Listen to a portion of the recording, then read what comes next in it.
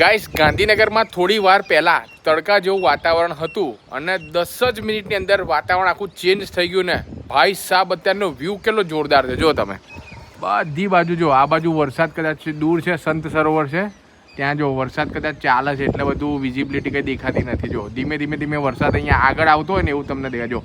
આ બાજુ જો આખું 2 લાઈન બની ગઈ છે. જો ઉપર કેટલો અંધારેલો વરસાદ છે અને નીચે જુઓ તમે, અને આખો વ્યૂ જુઓ તમે. જો આ બાજુ પણ એવું જ છે, ઉપર કાળા ડિબાંગ વાદળો છે અને નીચે જુઓ.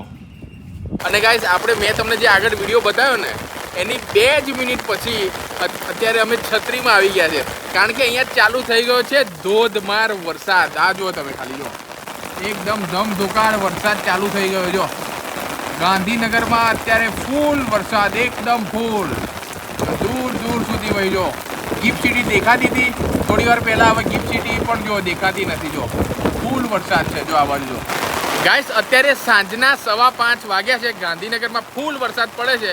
તમારે ત્યાં વરસાદ છે કે નહીં, કોમેન્ટમાં મને જરૂરથી કહેજો.